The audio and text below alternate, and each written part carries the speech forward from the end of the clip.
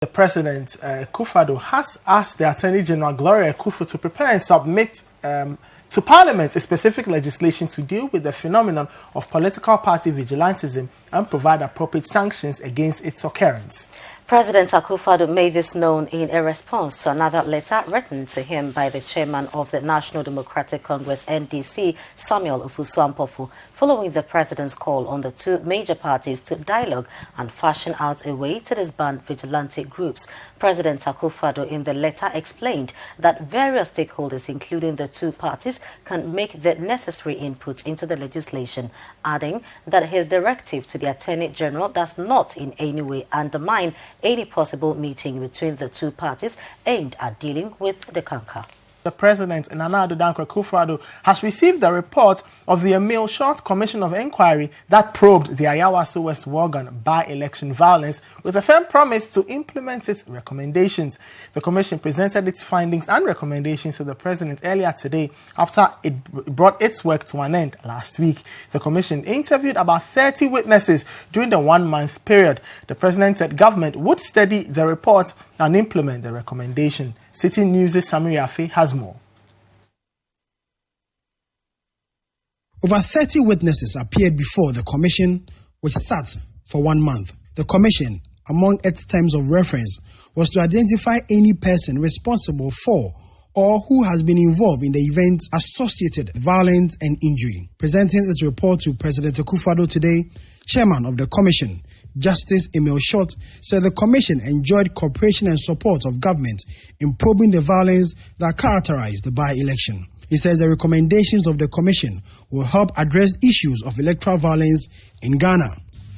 My commissioners and I, and the Executive Secretary, also shared in the imperative of working with dispatch in light of the importance of the issues implicated in the inquiry and the public interest involved.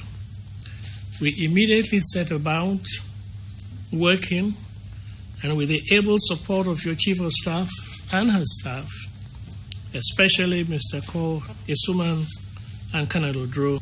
President Akufo-Addo on his part says government will study the report and implement its recommendations appropriately. The findings and the recommendations that have been made will of course be given the greatest possible attention by me and the members of my government.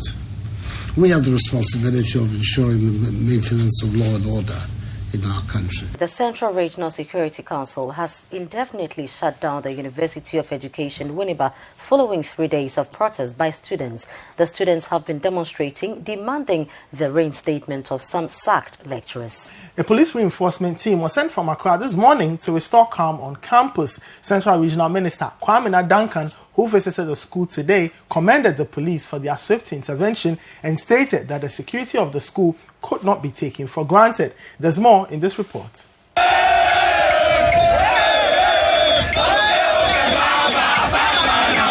Day 3 of the students' demonstration at the University of Education, Winneba campus, escalated today when the agitated students clashed with the police.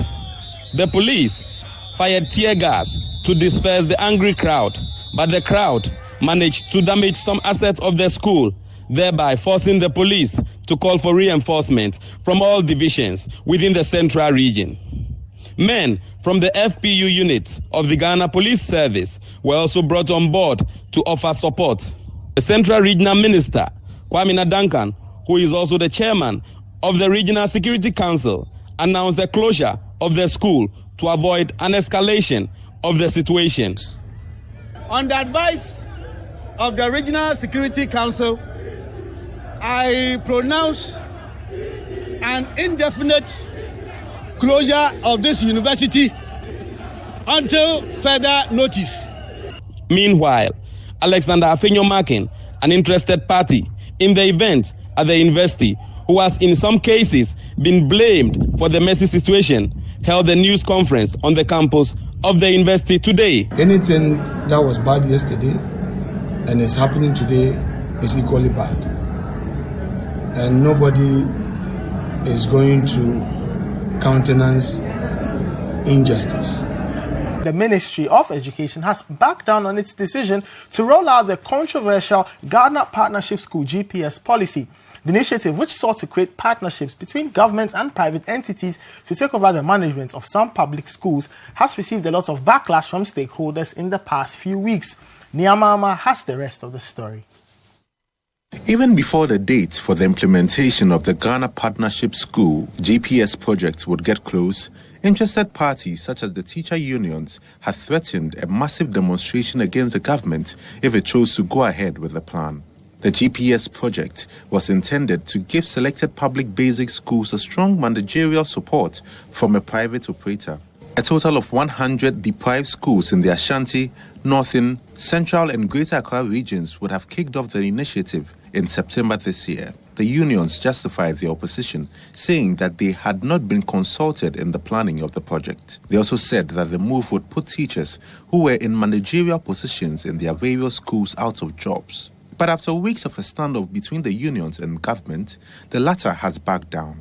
All that we are saying is that their substantive issue is about the proposed GPS, or Ghana Partnership Schools. The ministry has made it very clear that it's not about privatization. Initially, the Ministry of Education had called the bluff of the teacher unions, insisting that it was going to go ahead to roll out the project to improve the standards of education in the country.